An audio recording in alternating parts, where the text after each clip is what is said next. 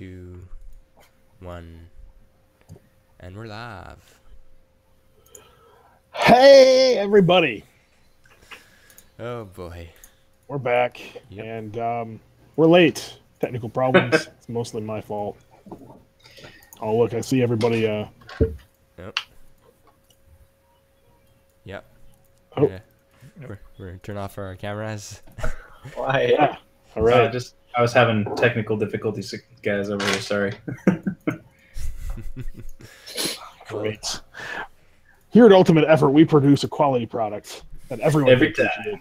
appreciate. Every time. We try. 60% of the time, it has worked every time.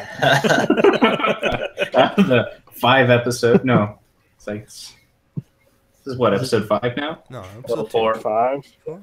Hey, we don't even know. 4 was last time, right? I don't know. Doesn't matter. Doesn't You're matter. Ultimate Effort. We don't know how to count. Right.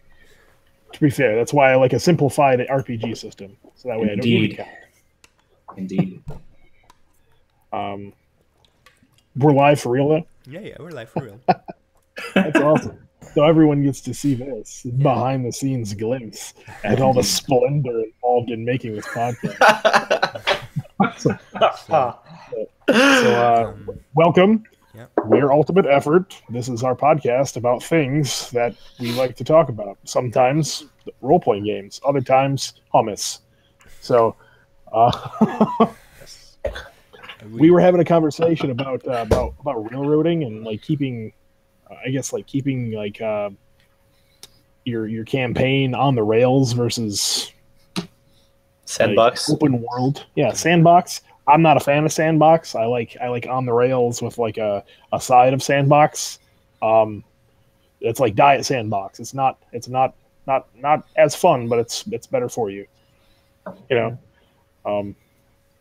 What do you guys think? I don't know. We're gonna freeform it today, man.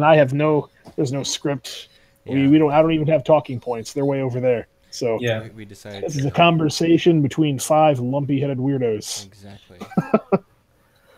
What do we think about that, man? I hate sandbox. That's the obvious though. We all hate sandbox, I'm pretty sure. Maybe we do. We don't. I don't know. I hate them. Like my players, they make bad decisions. So if I give them like too much freedom, it goes to shit.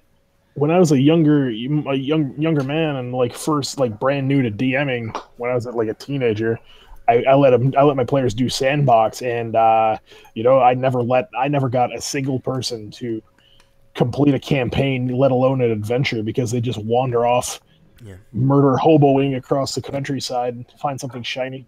Don't you think that's what's appealing about RPGs in general? It's like what got me into RPGing is the concept of this like open world and something like not bound by boundaries like video games and stuff like that.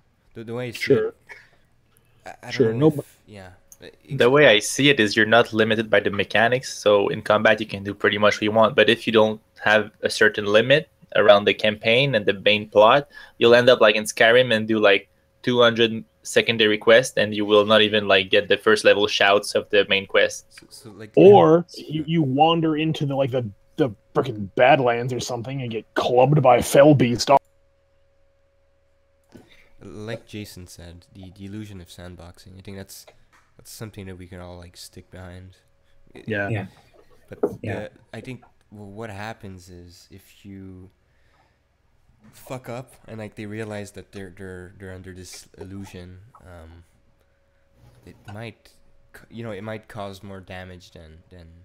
Sure, like you can't fix the fourth wall once it's been broken, so to speak. Right. Exactly.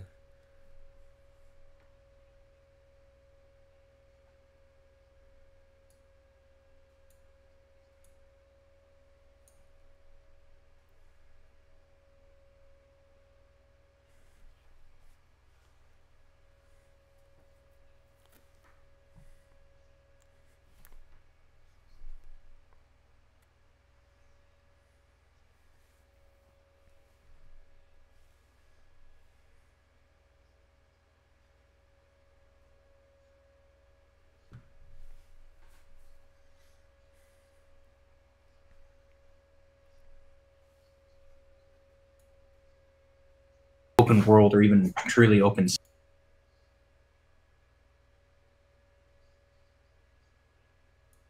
and that unless you make it up on the fly. And that presents its own.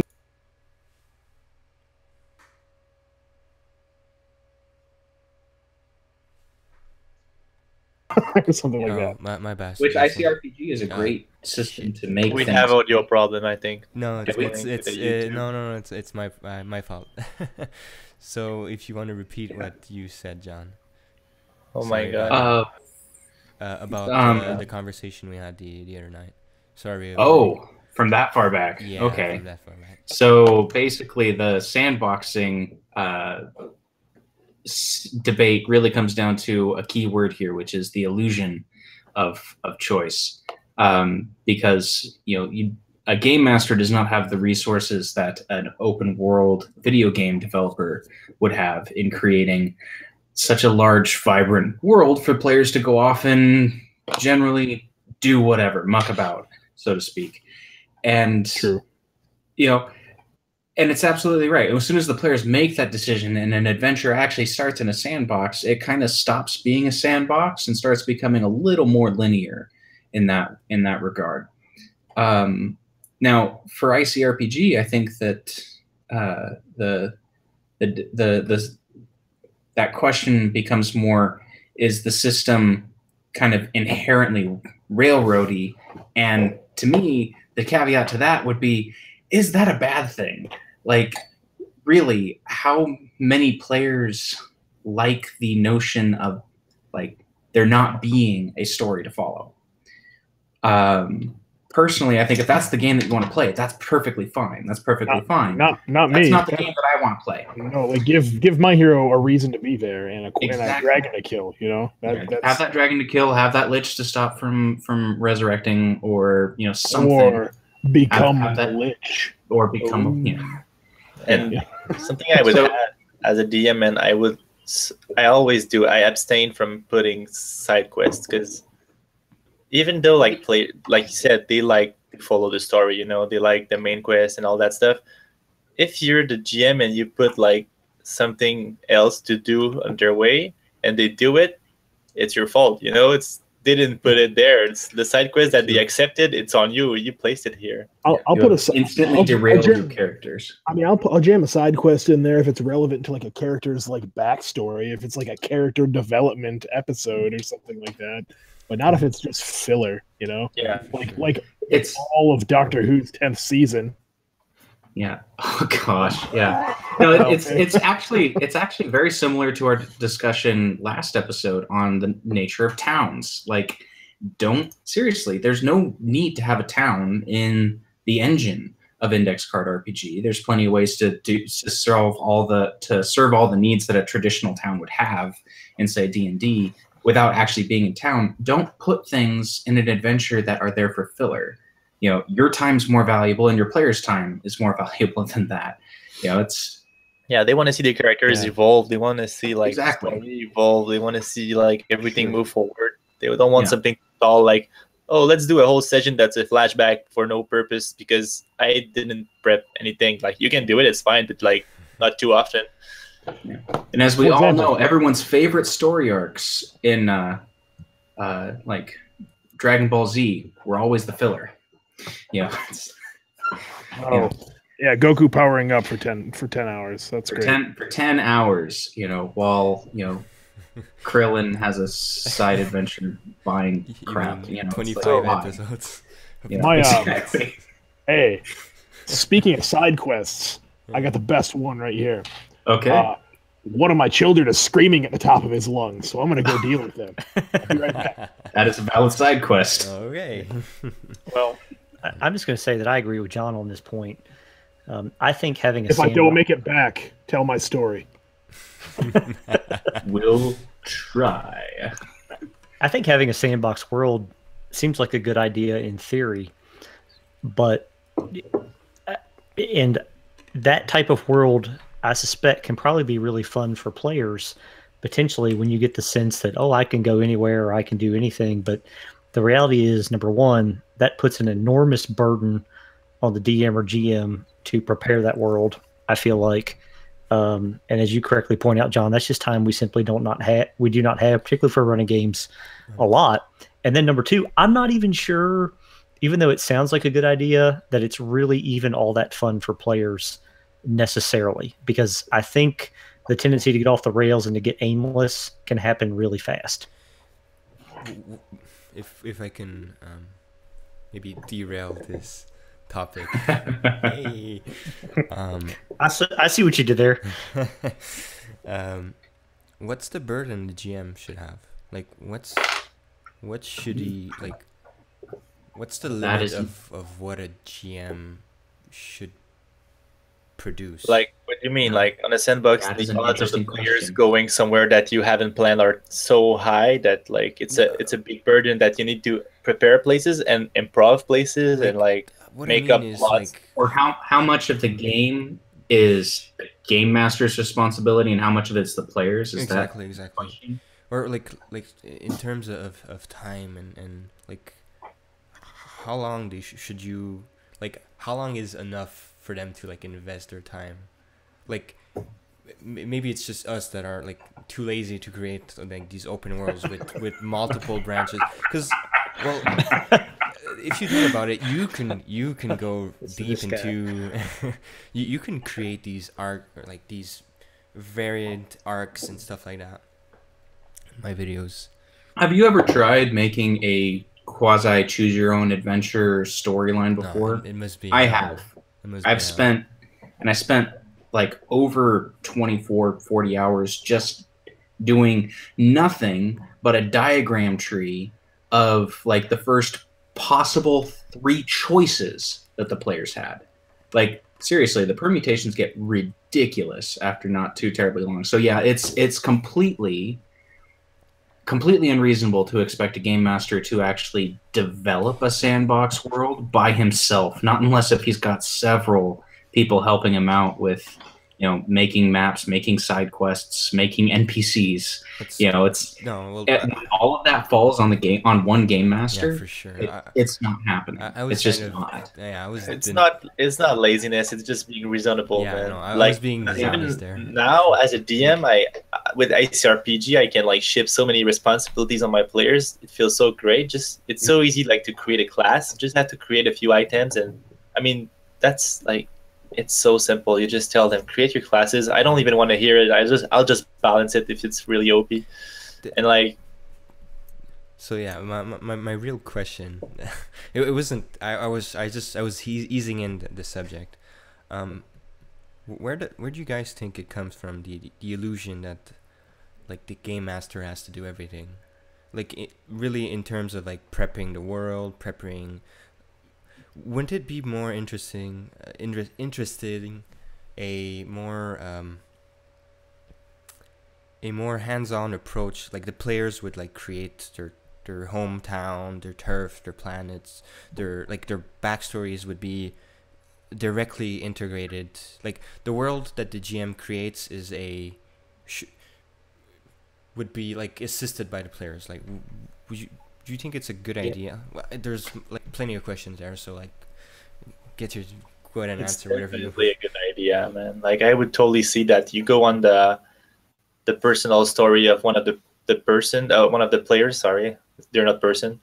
One of the players, and, like, basically he can take the lead a little and describe his own city and, like, take off some responsibilities of the DM's shoulders, and what you're left with is you just have to, like, decide what the dice say, and beside that, you don't have to go into lore and into descriptions because the player can do it for you. It's his own, like, city, his own turf, I guess. Yeah. Well, and I was just going to say, I think probably somewhere out there is probably some rules light shared storytelling role playing system where everyone there at the table that night has some responsibility for doing a shared story in the manner you're suggesting, Mike. I think that probably exists somewhere. Like, me, what I meant by that is, like, it's session 0, basically. Your session 0 is you create your character and you create these home locations. Just to create like a intertwined world, and maybe you create like one event that happened at your character. So, like, it's like if the character lived in the world, because sometimes like starting adventures, you're like, okay, well, everybody's creating this. I think it's the concept of gluing the characters together just to create an interesting story. Like, okay, you come from there, you come from there, you come from there. Like, if I don't know where I'm going with this. Those are mighty fine words. Yeah, indeed.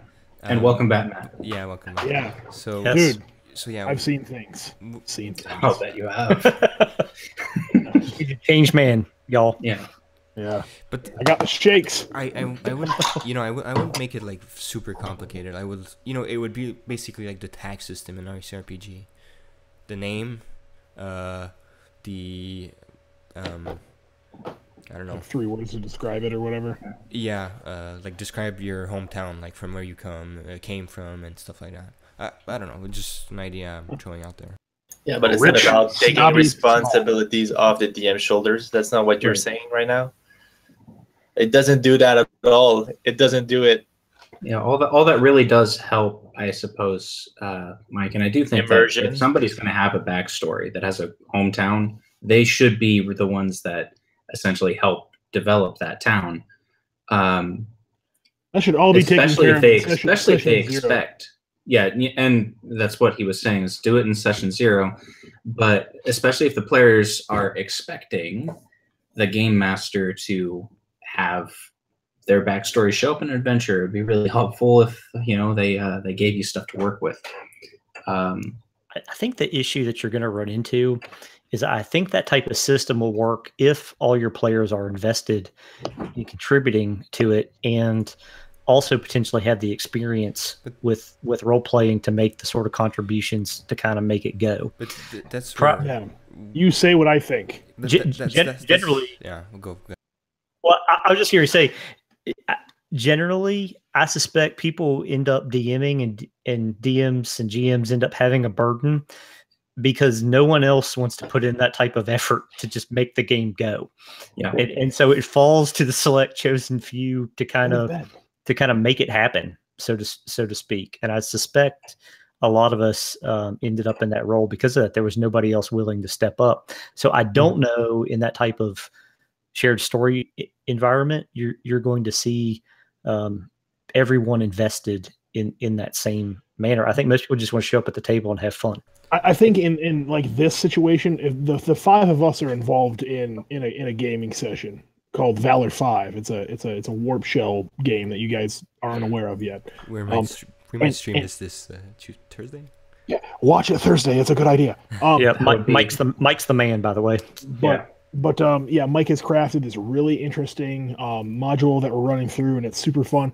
But in this situation where there's like a table full of DMs, everyone's gonna get invested in this in roughly the same. It's not necessarily the same way, but to the same level. Like we're all like, yeah, let's make crazy characters, and everyone's up to here. You know what I mean?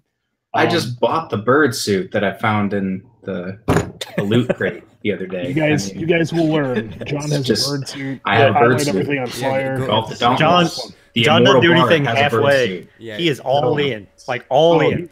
Well, my guitar is still on the West Coast. It hasn't made its way out here yet. Otherwise, you'd have a guitar wielding, bird suit wearing bard with a full ballad. Can we see? With a full ballad. Yeah, he has a theme song. Can you show the audience the bird suit? Hey, give him a sneak peek. Where is it? I'm saving that for Thursday. Oh, come on! You have to watch the game for that. That's a good bait. Here's an important question. What kind of bird? Because are we talking chicken? Are we talking eagle? I mean, roadrunner? What are you? It's Big bird. It's not big bird. It's. We'll You'll see, guys. Yeah, it'll be. I knew what he was gonna say. That. Look, it's gonna be great. It's gonna be great. Okay, so not let's big bird. That's funny. Let's go We're back deviating. Yeah. We're off the rails. We're off the rails. Right. Crazy Train has left it. Yeah, this has become sandbox. So, could I kind of throw something out here a little bit about railroading, and also just to give a shout out to our buddy Jason Scranton. But Matt and I played in a game with him just a little bit ago, and his cool. his adventure, the Tower of the Armored Dragon. was really awesome. Number one, and if you haven't checked that on his channel, you should go check it out. It was really good. But in essence, it was several rooms, kind of in true ICRPG style. The first room we kind of stealthed our way through, but the second room, because there was a clear I was exit, so scared. There were so many skeletons in that room. Yes, so there was a clear exit into the next discrete area or discrete chunk, which is kind of a railroady way to do it, but we didn't mind. And then in that discrete chunk, we got into probably the best part of that night, which was the big battle with these shadow lashers. Okay. And that was the most exciting part, was that encounter. And so I wonder if railroading isn't a good thing, particularly in ICRPG style, when you create those moments and force players into those chunks. We got ambushed, which was awesome. Dude, but protect the healer at all costs, is all I'm saying. But you may not have had that had it not been a little bit railroady, if it had just been wide open and sandbox. Yeah, you could have let me burn down. you could have just let me burn down like the whole mid maze that we were in. You know. I think the secret here is people's ships, man. the secret here is like, it was nice because it was railroady, but this means it allowed the GM to prep. That's all it means. Like, the fact that it's a railroad, the GM was prepared, so it was awesome. And there isn't. I mean, that's the key, pretty much. If the DM has to improv, this is where it can like be boring and repetitive, because you're kind of asking a lot from a DM. Like, he won't like invent crazy mechanics on the fly. He will not come up with a cool ambush on the fly. Like, lore wise or story wise, that's where you're gonna get the creativity from unexpected things. Maybe like in terms of like designs and game mechanics, it should be more prepared like most of the time, because or else you're just like shit, like the dragon with the breeds skeleton. I don't know. So I think the real problem that players and sometimes game masters take umbrage with is the notion of being like the plot being railroaded. Like, the players are being guided towards a specific end in a specific arc. That's the game master's design. Now, a lot of this gets fixed if you do a session 0, but for me in game design, you know, I think I picked this up from Hank in one of his earlier, or I guess just in his earlier room design videos. It's easy to run a room. Yeah, room design. It's easy to run a room when you have a clear entrance that is one way and you have a clear exit. Oh no. Then you design everything in the middle. Go to bed. And you leave that up to player choice, and you just keep going from there. Like, I don't like putting single solutions to problems in a room. I like to see what the players do, and I like the story to be developed as a result from that. There might be an overarching plot of, hey, there's this lich who's out there. I have a thing for liches, I guess, you know, just immortal characters in general. But yeah, there's so I mean, there's this thing that that is affecting the world. Okay, but right now we're stuck in a dungeon being chased by like 20 kobolds. What are you gonna do? You know, and, burning hands, web, and then burning hands. Eventually, your hands are gonna catch fire and burn down the rest of the group. But that's you know, fine. And that's fine. Now, that's one way to end that adventure, you know. But you know, for me, if that's run well, then what you have is a railroad that does not feel like a railroad, like what Jason was doing, like what we're doing in Valor 5, and like what a lot of game masters are discovering. Because like, you can't really design story, you can't design a game if you leave everything open to whatever. So basically, it's your player's choices influences a little bit what's happening and stuff like that. And this is why the genius of planning session by session is so key and amazing, because you can take what your players did last time and be like, okay, now the story continues from here. I agree with that. I do that in my sessions. But as a game master, you're still on the rails, you know. As a game master, you're still working within a box for your story, because you have like the main plot point that they're getting to, which is the Lich. So if I can add another topic, Yeah. where do you think it comes from? The players that whine that they're like living an illusion. They're like they're not doing anything that's changing. Like I guess meta players that become aware that they're like going down a railroad and they're like, hey, is it because of cliches, and they're realizing like, oh, we're just going through this movie cliche of saving the. They just feel like they're not part of the story. It's a shared, like in that case, I think the DM might be to blame, because I'm not in that story, but maybe the DM was actually railroading them in a way that their actions had no consequence on the world whatsoever. So then it goes to the. If the DM fumbles the dices and does all these things to make the story go his way and not the way it should go. Let's say it's not the DM's fault. Like where a lot of hypotheticals. Where would it come from? Is it? So, one thought that I've had is some of it may be history. So, those of you who've been in the hobby for a long time will know that back in the day, the way you used to plan your adventure was you'd break out a sheet of graph paper and you'd start mapping your dungeon, and you'd create rooms to be sure, but you would have all these little one box wide corridors linking all your rooms, sometimes with clear paths and clear choices and clear splits, almost maze-like. And then after you defined all your little discrete spaces, you'd number them all, and then your party would move through the dungeon. And it even got crazy to the point where ultimately players were simulating moving through the corridors. And if there weren't any traps in the corridors, then it was just like, well, I'm going to move 6 squares. Now I'm going to move 6 more squares. Now I'm going to move six more squares. And then the other piece of it was, so you get in the first room of the goblin stronghold, and it would be, well, this is where the goblins sleep. Here are some little bedrolls, and maybe there's a little stool. Oh, we're going to move into room number 2. Well, this is where the goblins eat. And you're going to find pots and pans and some crusted gruel and maybe a fork. And kind of like a Skyrim adventure. And somebody would be like, well, I'm gonna roll perception and see what I find. And there you find nothing else of consequence would be the response. And literally for years, this was the type of adventure I ran. And you wouldn't really get to the real neat stuff until you were kind of deep in, until you got to room maybe 6 or 7, then maybe you might have an encounter. Now, though, I think there's a shift, and people don't want to make that type of same kind of dungeon crawl anymore. I think I'll roll a dungeon crawl. Let's do it now. Right. I mean, but let's just get to the room where we're going to fight stuff.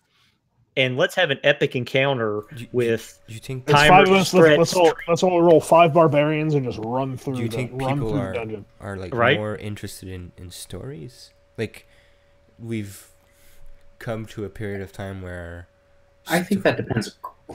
I think our hobby has become a lot of hurry up and get to the point. You know what I mean? Like, it depends greatly on the player, I think, but yeah, the hobby has also evolved quite a bit in that players are looking for something more. There's still room for whether that's in gameplay or story. They're looking for something that is more, because time is very valuable now, more so than it was 5 years ago. It's. I would definitely want to join a campaign like with a big investigation plot. I know you like them, John. And if you ever run one, but that is one of the things I like. If you ever run one, I'm in. Okay, I really need something like that. Like, I think it's LA Noir. I will come to you first for a playtester. LA Noir style. I would be so down for that. It would just make like some change, like from what I'm used to play these days. It's like Matt said. It feels like now we want action. We want like to move faster, and let's get to the point. Like you said, like that's exactly what is going on.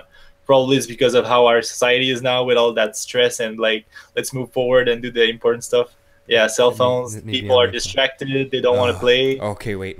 Let's. I want fucking that's a different discussion entirely. Cell phones on the fucking table. I want to hear what he has to say. Let's deviate here. Oh my god! What is this? It's the worst. Like cell phones, you ban cell phones. Like it's like you're like in a classroom. You're not allowed to have a cell phone in class, okay?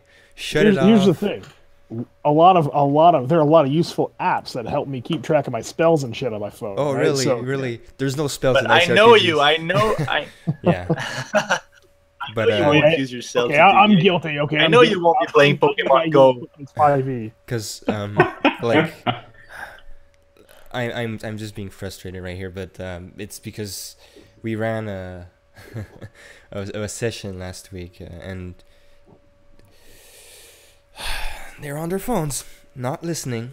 And They do this until it's their turn to roll dice. Yeah, Oh, exactly. okay, yeah. What's going on? Yeah, exactly. Yeah. Yeah, you do the entire room. You describe the room. You describe it perfectly. All the details are there, and then they run to the trap, and they say, "There was a trap there." And I'm like, "I said it." Like, I'm gonna snap your you ran neck. toward the trap. And What can I say? And it's frustrating as the healer / support, constantly like, okay guys, like let's push the pillar. We're not gonna leap 20 feet jump under and like there's like these I don't know if it's cues or they're just clueless or just I think it's a question of attention, but What do they love about the hobby if they play it like that? That's the question that I always keep asking. I think What do they love about the game? It's the game aspect, but it's the weird. I don't know, man. Look, hey man, look, like so I liken it to this, okay? If you go on a date with somebody, right, and you're really into them, right, but they spend the entire time on their phone, like texting me, oh yeah, what? They're not. I'm not gonna go on another date.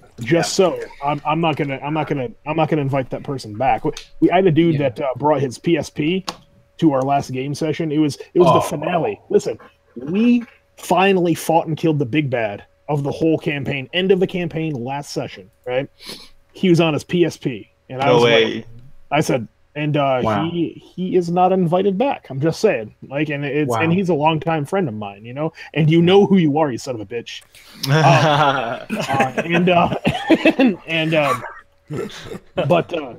But you know, you just gotta weed them out, man. You'll eventually get a really cool core of players, man, if you just keep at it. Like these fine people. Yes. Well, I mean, so I don't know about me, but the rest of these guys are okay. Oh yeah. Sorry. Yeah.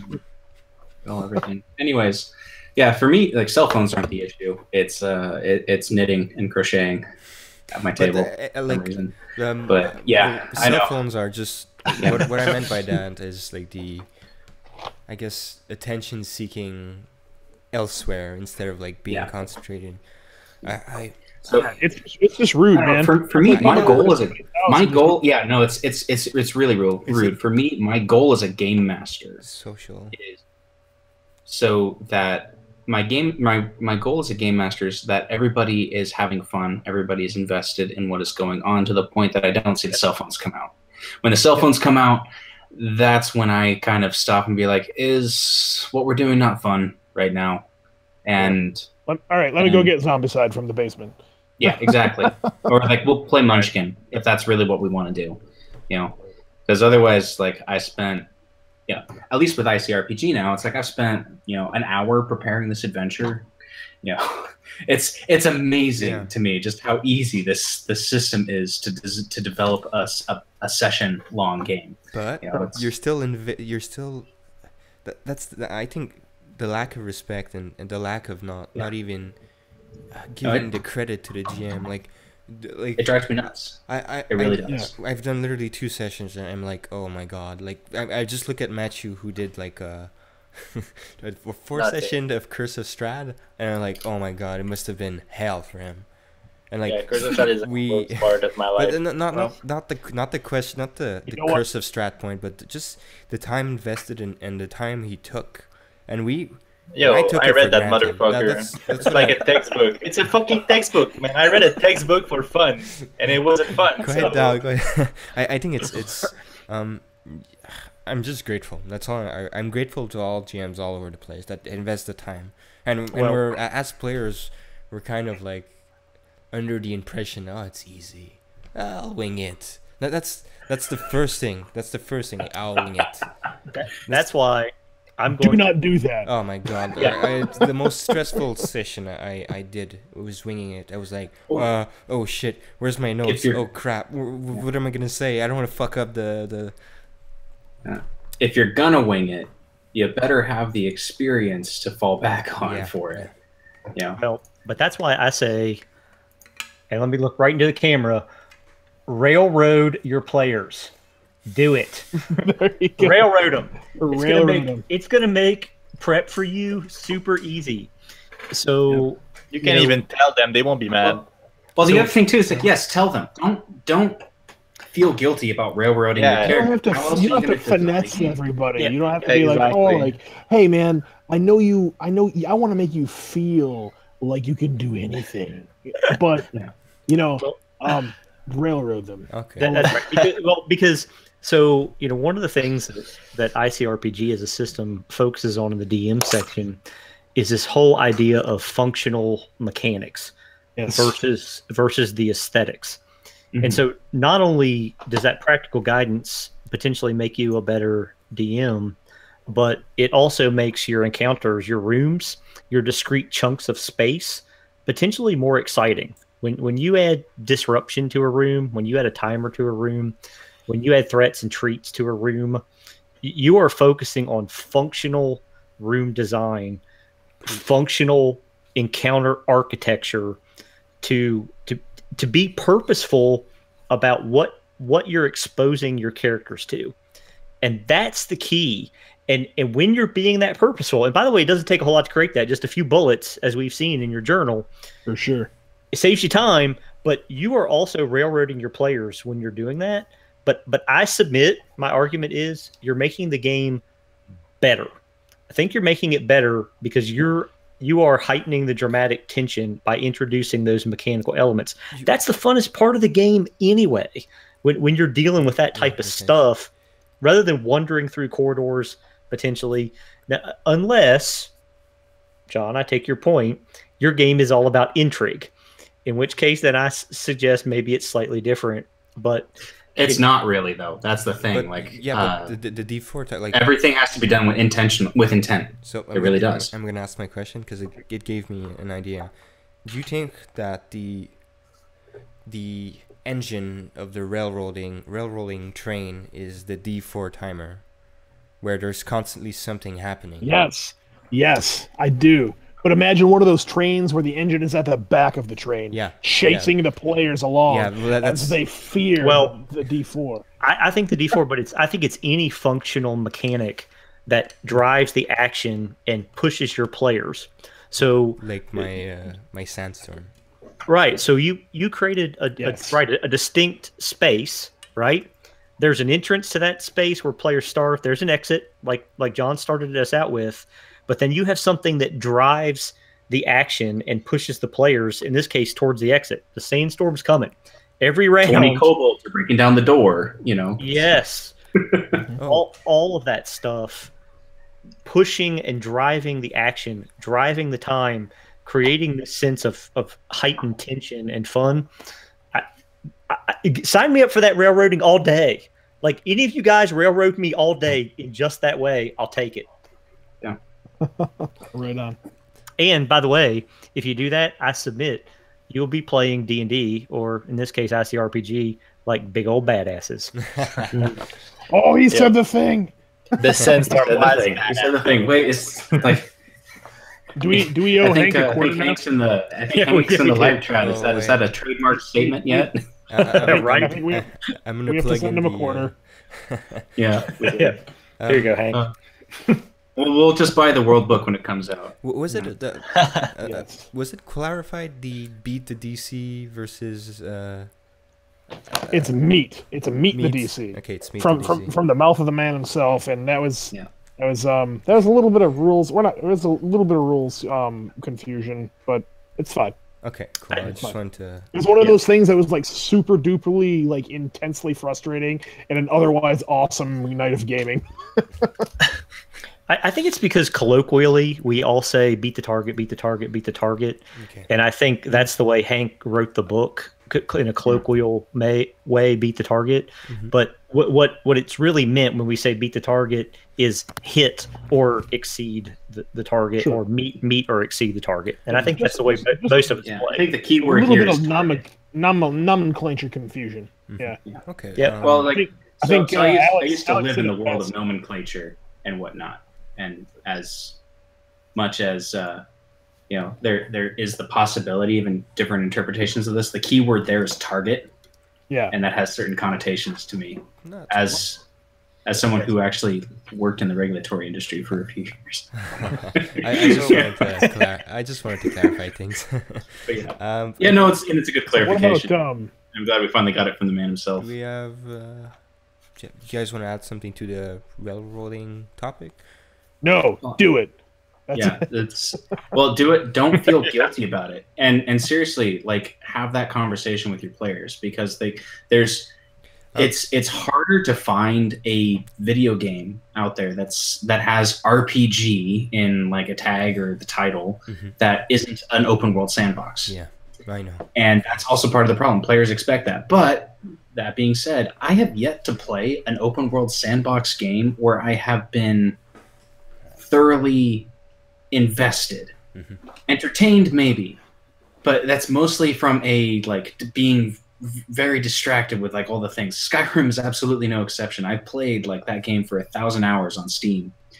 I have yet to complete any of the main quests in the base game. I've finished some of the DLC quests, but the side stuff in that open world sandbox game, it's, for some weird reason, it's more interesting to build houses and chop wood than it is to go defeat Alduin the World Eater. That is bad game design. For real. I question your commitment. It's like 1,200 hours, dude. I think you've. It sounds like you've just gone native, man. Yeah, pretty much. Like every single Dragonborn I've ever created just wants to. While we're on, for some reason, ends up wanting a family and settling down. It's bizarre. Anyways. So I had this thought, so like that everybody could like know us a little bit better. What interests you about RPGs?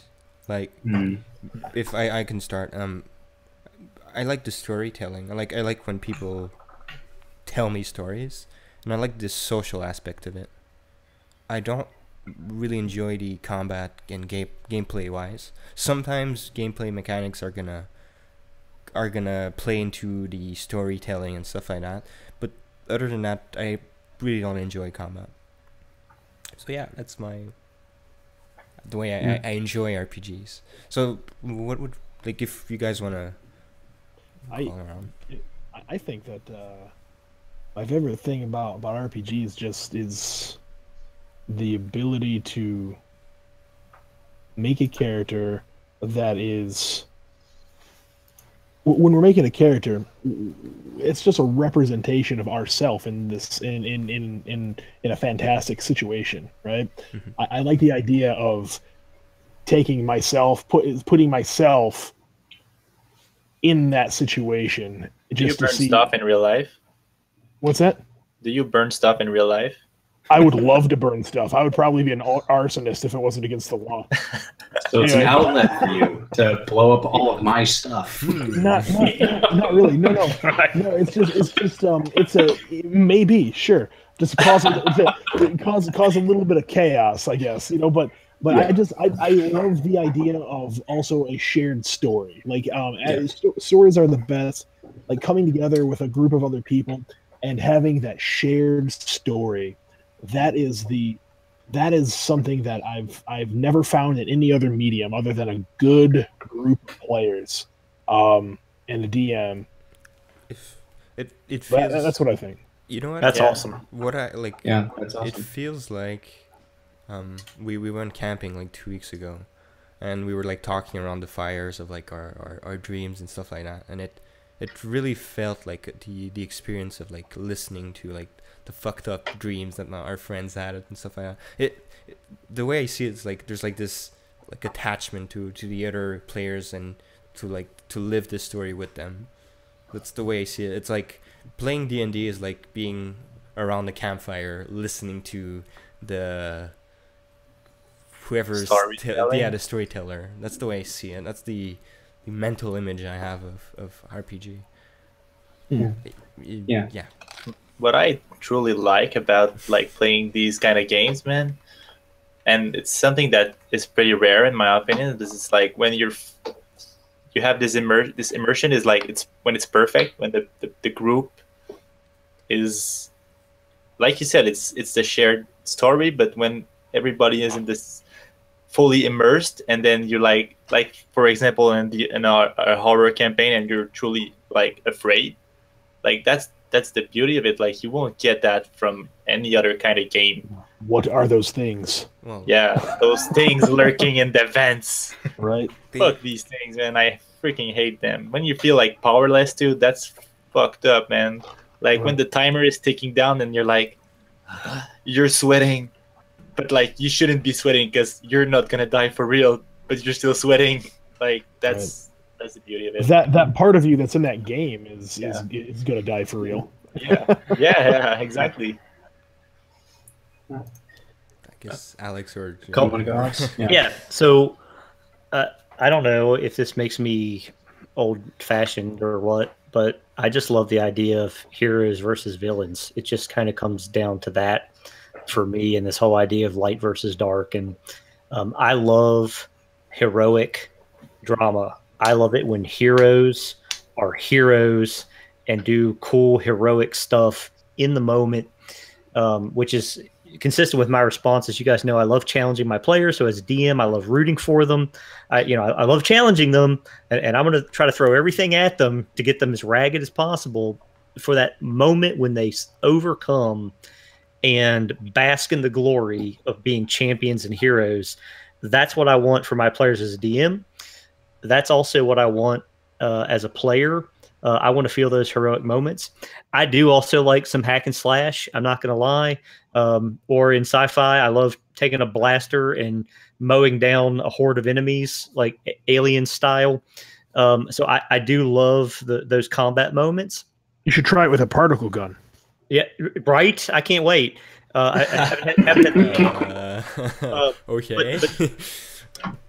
Those are the things that I probably love more than anything. And then I also agree with Matt's eloquent response about putting yourself in a piece of yourself in these awesome scenarios and in these awesome dramas as they unfold. I think that's just fantastic. And like somebody said, I watched a thing about role playing that potentially it can make you more empathetic, and that's why it's good for kids. Yeah, just like reading a lot, a lot of novels. It can make you more empathetic because you can start to see things from different points of view. And I think all that is awesome, and that's why I'm in the hobby for sure. Cool.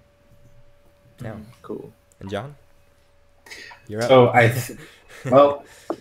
I think that especially for anyone who's been watching the show or following any of the posts that I've made on with my artwork and whatnot, what really sells me on the hobby is story. I love stories. I love telling them. I love hearing other people's stories. I love playing a computer game RPG and then sitting back, going through all of the plot hole inconsistencies and how to make that story work, how to make it better. I've done it several times with Mass Effect, especially, because seriously, Zombie Shepherd just completely destroyed the narrative there. But, people had problems with the third one and its story. I'm like, dude, it started with number 2. It really did. I don't know what you're talking about. So, anyways, sci-fi epic. Moving on. For me, it is the stories, which is more than just like, hey, I killed 12 goblins today. Stories are about people, about their hopes, their dreams, and the righteous revenge. Yeah, so it's about the characters. It's about the characters dealing with the NPCs. It's about the characters dealing with their failures when they either mess up, they didn't take the choice that would have resulted in the town being saved, but that was the player's choice. And so now they have to live in a world that's like that. As a player, I really like being a part of that story creation. I like working with other players. I love the shared story aspect of it. I think that that's really cool. Like, there's not a whole lot of other places that you get a shared story quite the same way you do at a tabletop RPG. Do you think it's like the creation part of it?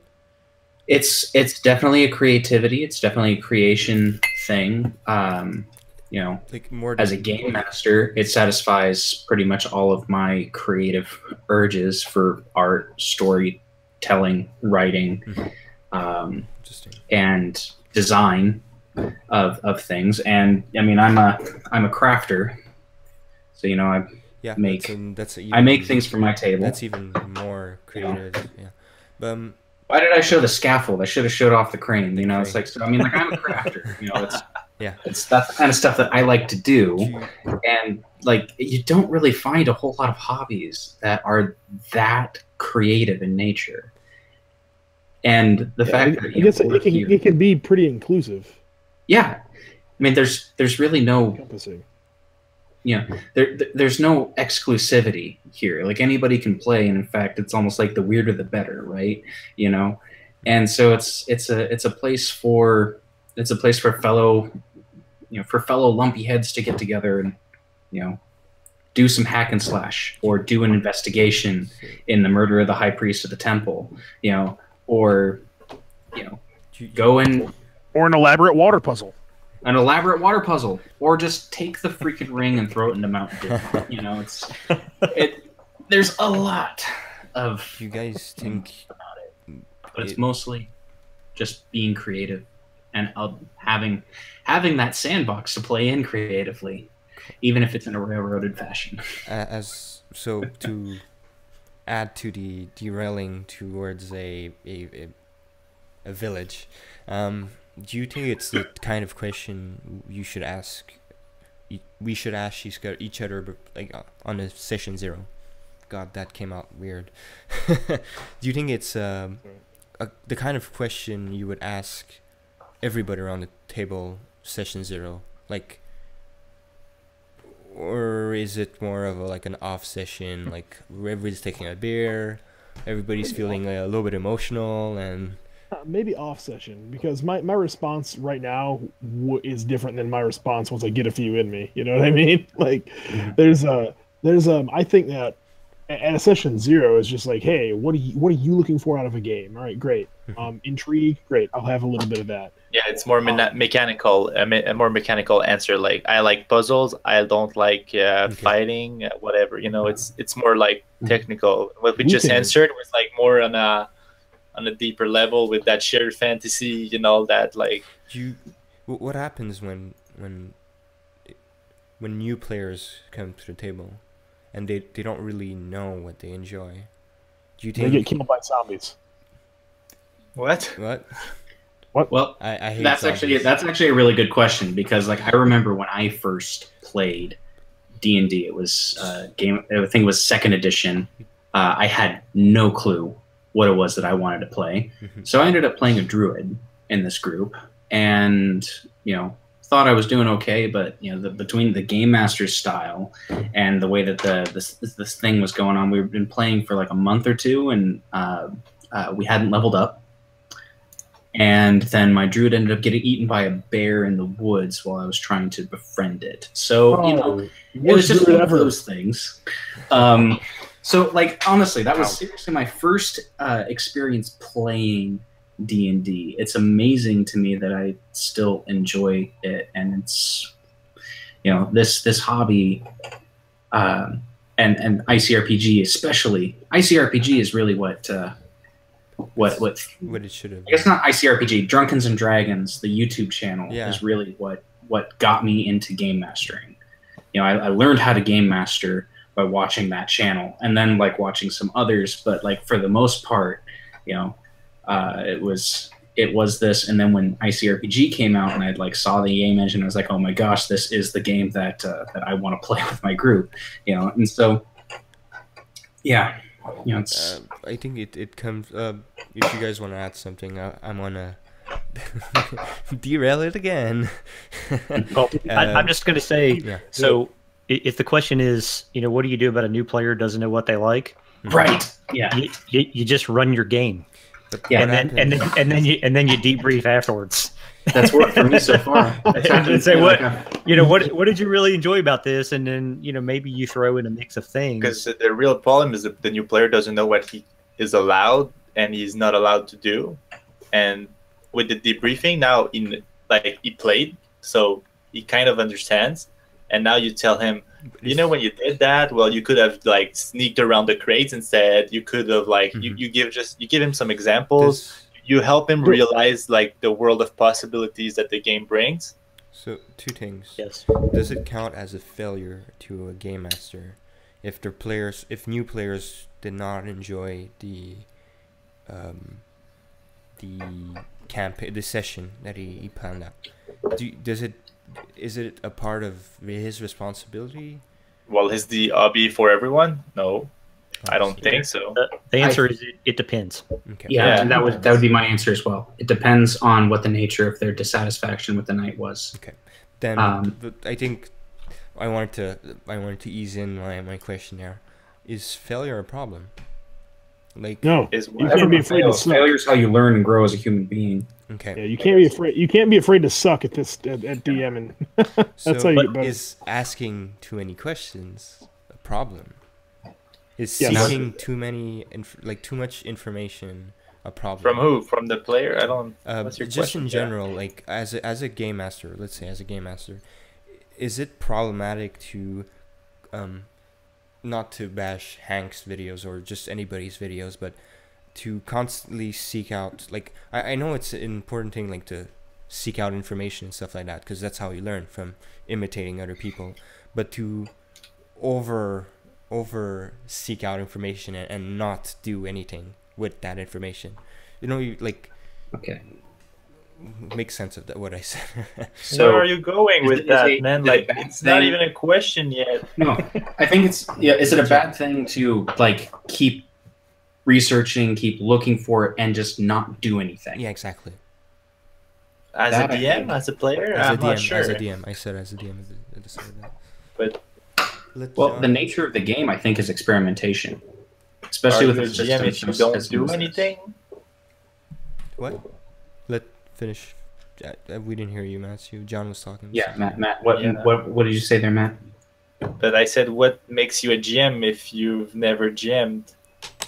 Like you said, you search all of the information, but you don't do anything with it. Like you don't play. Yeah, You don't never play. You never do anything. Oh, because you're. So not, how you're, are you a GM? For sure. Well, but well, suppose though you're the guy, you live in the middle of nowhere, and all you have is access to books and some YouTube videos and things like that, but you don't have a group, and maybe you're reading and you're up on it. Maybe you're contributing to some online forums and all that kind of thing. I suspect you're equally a part of this hobby as anyone else who is a part of this hobby, even if you don't have the outlet to exercise your knowledge and understanding. Okay. I think Hank actually probably said this very well on I think it was Black Magic Crafts latest anniversary video, that you don't have to be playing or game mastering D&D to be doing a hobby. I think researching and looking up all sorts of crazy crap and is an equally valid part of the hobby as crafting, as writing story, as drawing maps. Because you're learning about it. For one, you're actively seeking an engagement somehow, and therein, like Alex was saying, is if you're extending that engagement to talking with other people on forums, hell yeah, you're definitely a valid member and a part of that, as any of us talking about it right here. It's like I spend a good chunk of my time looking up other YouTube channels and videos on how to better myself as a game master. I think I'm up to like 5 or 6 different channels that I frequent on that for tips and tricks. And I take some of their advice. I take a lot of the advice. Others, I just kind of like, that's not quite for me. That's not my style. So you put a little bit of yourself into. So and then it becomes me, And, Imagine like that guy that's sitting all alone, like in the middle of nowhere with no group and access to everything. Imagine the worlds and campaigns that guy might build. When he finally gets to come together with a group. Yes. Exactly. There you go.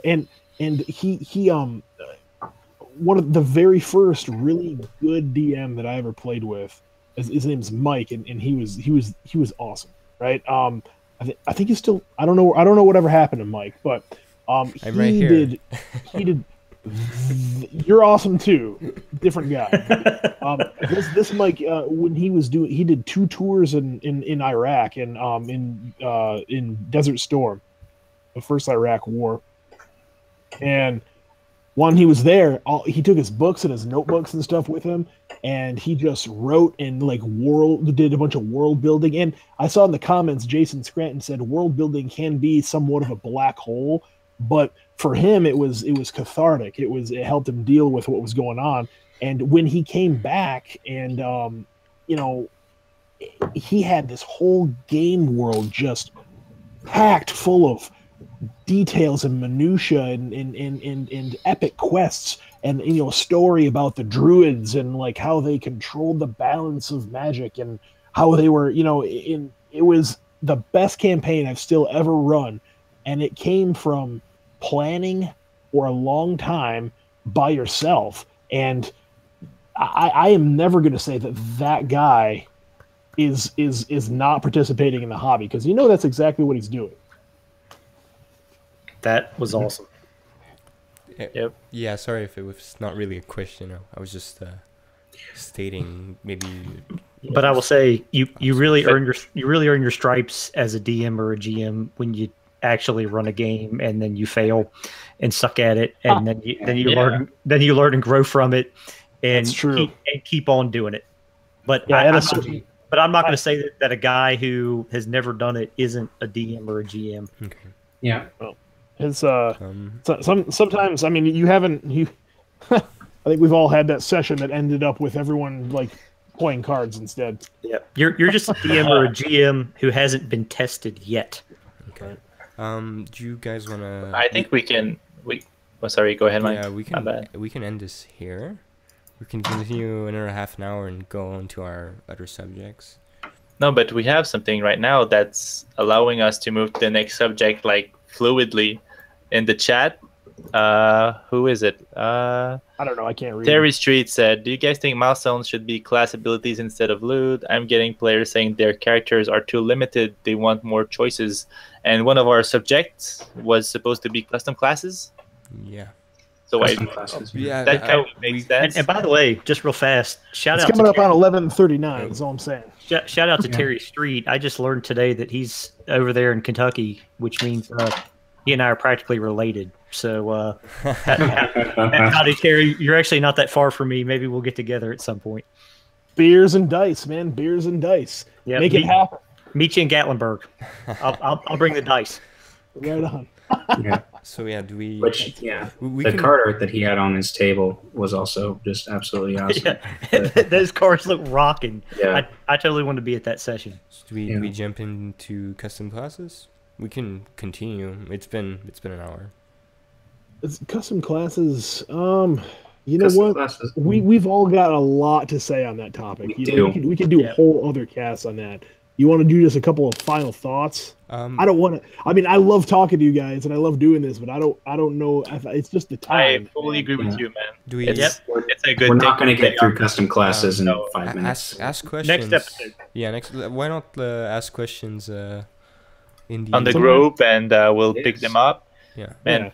I love creating classes. Like, it's one of the best things. Like Mike said, creating characters, putting yourself in them. Like, that's the best part of like ICRPG because it's so simple. So I guess on a parting note, share this to everybody that you want That to you share. like a little, Yeah, a little. even though you don't.